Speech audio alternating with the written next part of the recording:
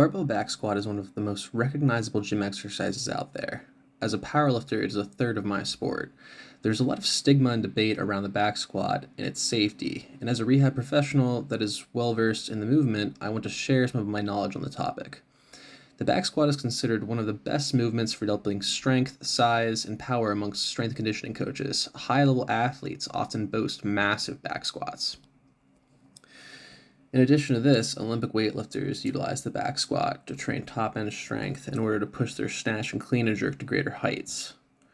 Regardless of this, anyone that lifts heavy can recall a time when somebody told them that their knees are going to pay for it. Is this true, or is it all some big misconception?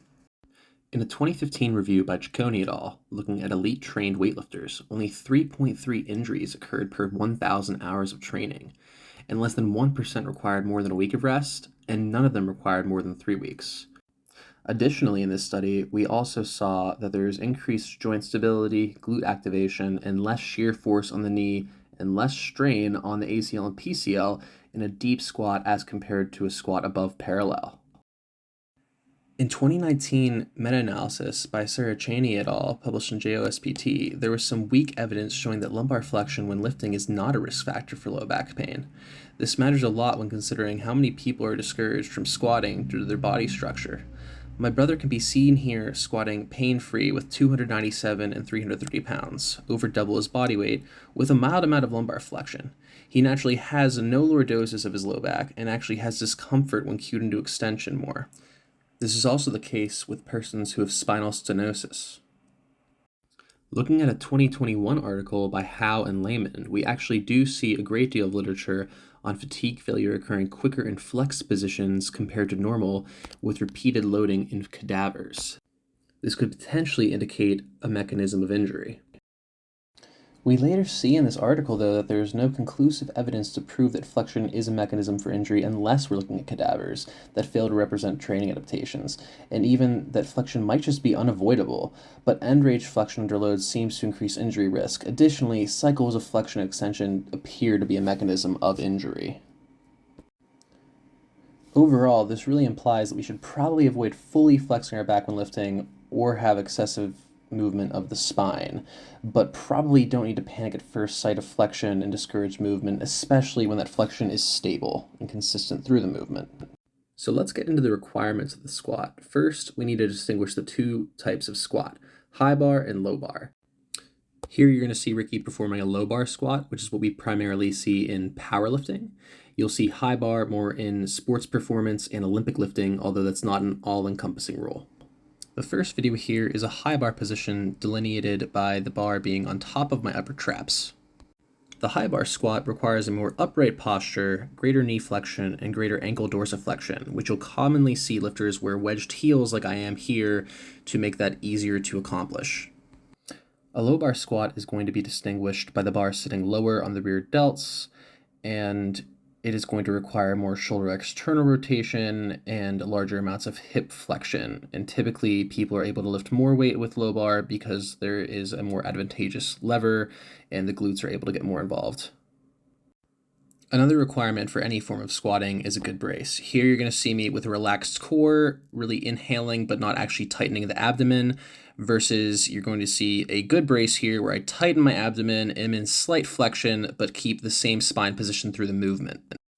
Two more components of the squat are going to be hip flexion and internal rotation, which have greatly affected me as I have some hip impingement and have pretty huge consequences on hitting depth. Probably the most talked about requirement for the squat is ankle dorsiflexion. You'll commonly see videos talking about addressing this, and it might be a little bit overhyped. We also have to consider volume tolerance because we don't want to give an athlete too much too soon. So the next question might be, what happens when you have a deficit in one of these requirements, such as myself where we mentioned having a hip impingement? You can see that my knees are at very different positions here. This deficit can easily be caught in internal rotation screening when you look at somebody like me versus Sean, who has a full arc. Now, when you look at this in action, you can see that I have to compensate up and down the chain with more knee flexion and ankle dorsiflexion, which I ran out of room with here, and my heel actually came up on the side where I have greater impingement. This eventually led to some patellar tendinopathy, back pain, and overall, you can see there's just a huge difference in the angle of my hips. We actually see in a 2017 study by Diamond et al. On squat biomechanics that individuals with impingement are able to maintain a more normal pattern in the squat when using a more adducted or narrow stance. This can easily be seen when you look at my wide catch stance for my snatch, where I can clearly not hit depth effectively compared to a powerlifting squat, where I'm comfortably in the hole, not even using the assistance of squat heels. Another issue we can see at the hip is knee valgus, where the knees cave in during the concentric portion of the squat. Now, this isn't always an issue, as sometimes it's non-modifiable. Looking here at Amanda Ann squatting world record, she has a great deal of knee cave. This is likely due to Q angle, which is typically greater in females than males, and will make it a lot harder to overcome a valgus moment. It's also possible that this is even a positive adaptation, as with more internal rotation, the adductors will gain more of an extension advantage of the hip and maybe just make it more possible to squat heavier weights. A common exercise I like to use to address hip internal rotation deficits is going to be a cross-reach internal rotation RDL. This is going to involve keeping the knee internally rotated. It's going to take tension up through the IT band and the lateral hip muscles. The knee is going to stay stacked over the ankle, and there's going to be a cross reach, sort of just leading to working into some internal rotation range of motion. And then an exercise that's going to be great for working on knee valgus when it is modifiable is a simple hip airplane, which is going to work on some lateral hip control. I prefer close-chained exercises like these over a traditional clamshell like you see a very young Chuck doing here, just because it seems to transfer better to closed-chain exercises like the squat. Another common issue we see is hyperextension that's usually due to an inactive or weak core. Great starting exercise is a dead bug, where we work on a core brace, back flat into the table while moving the arms and legs to create some trunk from limb dissociation, which will carry over well. We can then work more against gravity with something like a bear plank, and then work in multiple planes of motion by doing something like a shoulder tap to really challenge the core and get it ready for a squat.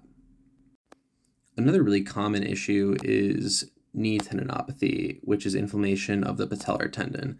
Things like tempo leg extensions are going to be great for working inflammation out, and then building up tolerance for greater forces with things like knee over toe split squats or even a sissy squat, as building up this tolerance is just generally going to prevent this injury from recurring again later on, which is pretty common with tendinopathies.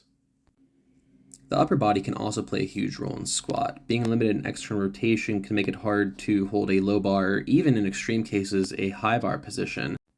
And probably my favorite way to address this is an underhand row, such as this, with the hips tucked, which is going to lengthen the lat where it attaches down at the posterior hip.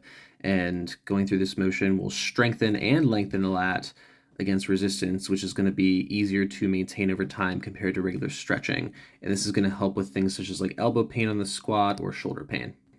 The next step of addressing any issue with the squat is to actually squat.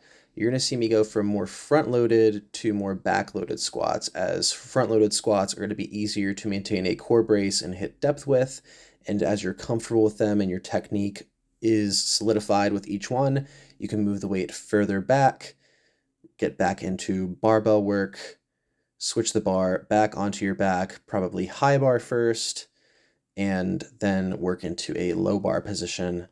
And then even, as you can see here, I'm using a heel assist for these squats. Eventually you'll get rid of that and be back to your normal barbell back squat.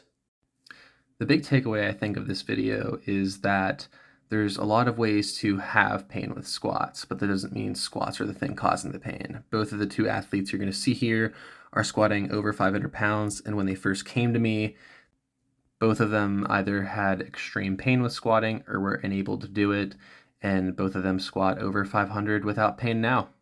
So whether you're feeling pain with squatting or something else that you want to do, don't be afraid to seek out help from a physical therapist, because oftentimes what you feel pain with isn't what's causing your pain, and there's a way around it.